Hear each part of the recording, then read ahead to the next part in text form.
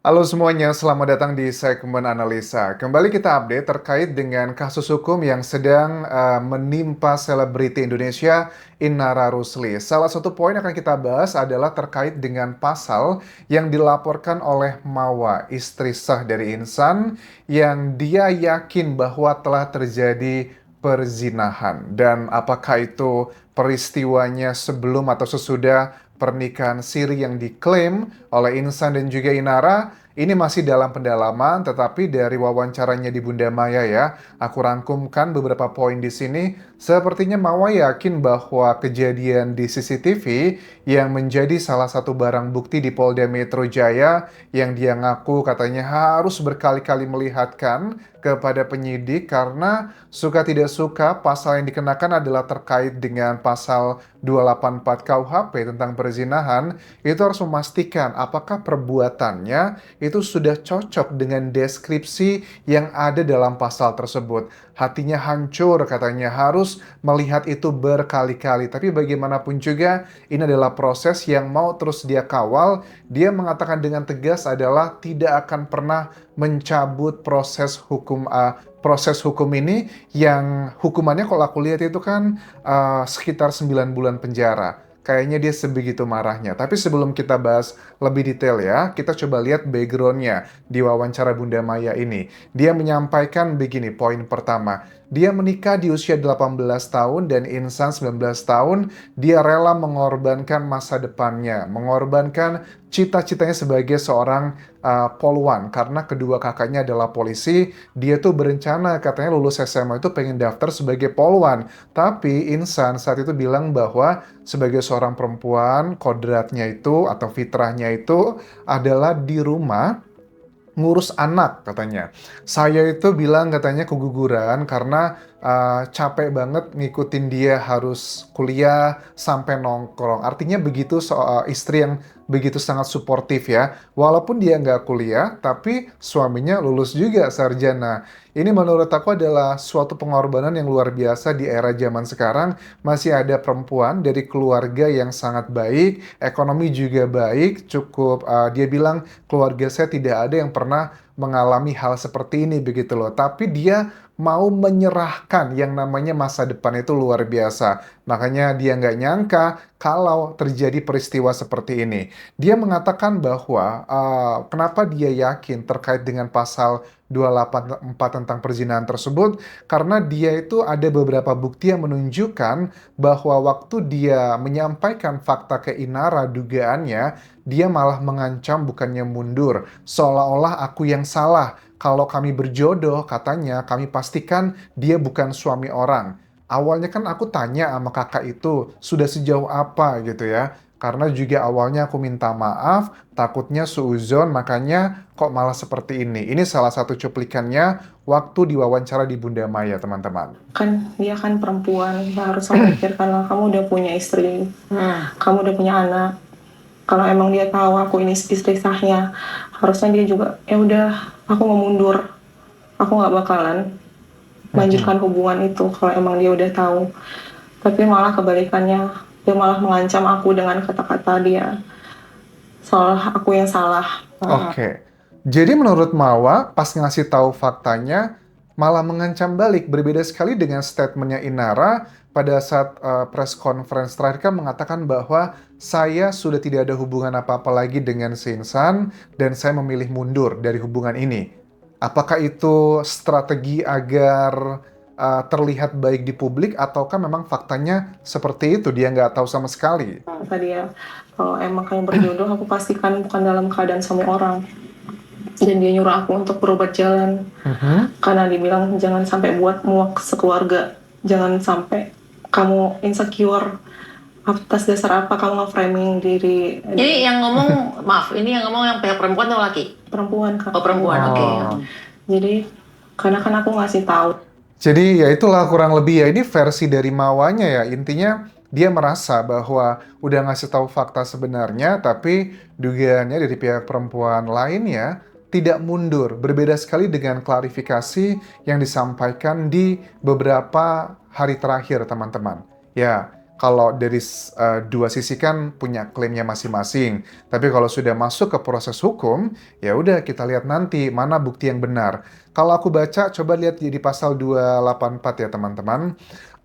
Ayat 1 ini mengatur tentang tindak pidana perzinahan, khususnya bagi orang yang sudah terikat perkawinan sah namun melakukan hubungan seksual dengan orang lain yang juga diketahui sudah terikat perkawinan atau tidak, dengan ancaman pidana penjara paling lama 9 bulan, dan ini merupakan delik aduan absolut yang hanya bisa diproses jika diadukan oleh pasangan yang dirugikan, suami atau istri. Intinya adalah pelaku itu dikategorikan pelaku suami atau istri yang sudah menikah atau pihak lain yang ikut serta dalam perzinahan dengan pengetahuan bahwa salah satu pihak atau keduanya sudah menikah. Perbuatannya berhubungan begituan di luar ikatan pernikahan, terus sanksinya pidana penjara maksimal 9 bulan, deliknya ya aduan absolut. Nah, ini apakah bisa berfungsinya hanya untuk pihak prianya aja, ataukah pihak perempuannya bisa kena? Ini ada beberapa ahli hukum ya, yang punya interpretasi berbeda. Ada yang mengatakan bahwa yang bisa kena itu adalah istri, kalau case ini ya, ya cuma si pihak insan aja karena si Mawa itu kan istrinya dia, jadi hanya dia yang bisa kena. Tapi di sisi lain mengatakan nggak bisa, pihak yang lainnya juga bisa kena. Tapi menurut aku itu adalah bagian yang kualitatif, nggak ada yang serta-merta kayak 1 tambah 1 sama dengan 2 ya. Tergantung pembuktian nanti, apakah si Inara beneran tidak tahu kalau Insan itu masih dalam status pernikahan. Dan kalau dia bohong ya Inara aman, tapi kalau ternyata itu terbukti Inara yang bohong, dia juga bisa kena ya kalau aku lihat di sini.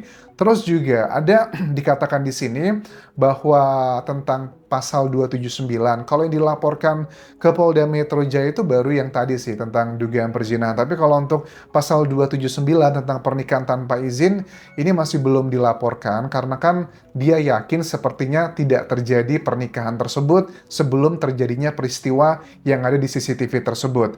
Kalau pasal 279 itu berisinya adalah tentang ancaman pidana bagi seseorang yang melakukan pernikahan padahal mengetahui ada perkawinan sah sebelum atau ada halangan sah lainnya. Hukuman yang diancamkan adalah penjara paling lama 5 tahun jika pelaku tidak menyembunyikan halangan tersebut, atau penjara paling lama 7 tahun jika pelaku menyembunyikan dari pihak lain. Nah, ini kan pasalnya cukup berat ya, 7 sama 9 tahun. Mungkin dari pihak Mawa juga nggak tegang lihat Insan masuk penjara selama itu, makanya yang di pasal yang pertama yang sekitar 9 bulan. Terus ada salah satu statement di wawancara Bunda Maya, dikatakan di sini bahwa apa yang ngebuat dia yakin bahwa peristiwa di CCTV tersebut terjadi sebelum adanya pernikahan yang secara agama atau siri tersebut. Ada yang bilang begini katanya, si abang itu katanya Ayang kata manggilnya ya, diskusi tentang poligami itu begitu intens di bulan Oktober, tapi video tersebut terjadinya di bulan Agustus. Ini versi Mawa ya. Kalau abang jahat katanya, abang itu udah berzina dan nikah siri. Ya ini kayak selingkuh di balut, ini nggak sih syar'i gitu nggak sih? Mungkin ya seperti itu. Ini salah satu cuplikannya. Setelah dia izin itu Bun, jadi kalau 1 minggu kami itu pembahasan itu tentang poligami aja, itu di bulan Oktober. Di bulan Oktober, dan ternyata mereka berbuatnya itu di Agustus. Pokoknya aku selalu bilang kan, kadang aku ada momen tuh bilang jahat banget ya gitu, jahat banget. Terus suami aku tuh selalu bilang, kalau abang jahat, abang tuh udah selingkuh yang, kalau abang jahat, abang tuh udah berzina ya. Laki-laki lah ya. Kalau abang tuh udah nikah siri ya, tanpa sepengetahuan lain juga nggak apa-apa kayak gitu. Tapi ini abang masih sayang sama Ayang. Ini Oktober Masih ngomongnya. menghargain pernikahan kita kayak gitu. Jadi menurut Dia aku pada saat itu mereka nggak nikah siri ya. Jadi suami aku, menurut aku saat itu mereka nggak nikah siri ya di bulan Oktober itu. Nah, bener nggak itu Agustus? Karena ya itu biarlah proses pembuktiannya karena ada pasal yang terkait dengan perzinahan tersebut. Kita lihat nanti. Kalau dari sisi pribadiku sih agak sulit dipercaya kedua belah pihak, harus ada alat bukti yang kuat ya. Kayak misalnya adalah CCTV tersebut harus dicek ya. Pertama adalah dikalibrasi dulu tanggalnya berapa. Terus yang kedua, karena di CCTV itu kadang kelihatan tanggalnya sekian atau waktunya sekian, tapi sebenarnya bukan itu waktunya, harus dikalibrasi dulu istilahnya. Terus juga yang kedua adalah terkait dengan statement tentang pernikahan tersebut, apakah beneran ada atau enggak, dilihat aja di foto-fotonya atau video, masa sih nggak ada momentum untuk diabadikan. Aku rasa itu adalah menjadi salah satu bukti yang tidak terbantahkan secara saintifik. Nah, Insanul Fahmi, sekarang aku lihat, ini sudah memposting di Instagramnya, ada instastory-nya begini teman-teman. Wah, dengan backsound-nya musik yang agamis lah pastinya ya. Dia memang brandingnya seperti itu, agamis. Salah satu hal yang paling mahal yang Allah berikan adalah rasa tenang di antara gemuruh yang saling bersahut. Masya Allah, gitu kan. Betul, masa tenang. Tapi kan ya udahlah, lanjut lagi kita baca aja nih dari Insanul Fahmi. Hal yang paling membuat diri tenang adalah pada akhirnya bisa menjadi diri sendiri tanpa harus bingung serta berlari ke sana dan kemari mencari tempat yang paling tenang untuk pulang. Ya Allah, Engkau adalah sebaik-baiknya tempat hamba berpulang ke rumah yang tenang. Cukuplah Engkau yang maha mengetahui segalanya, dan hamba ridho apapun takdir yang sudah Engkau tentukan. Tidak perlu menjelaskan tentang dirimu kepada siapapun, karena yang menyukaimu tidak butuh itu, dan yang membencimu tidak akan percaya itu. Ini kayaknya dia lagi di Madinah ya, mungkin lagi umroh lagi, I don't know ya.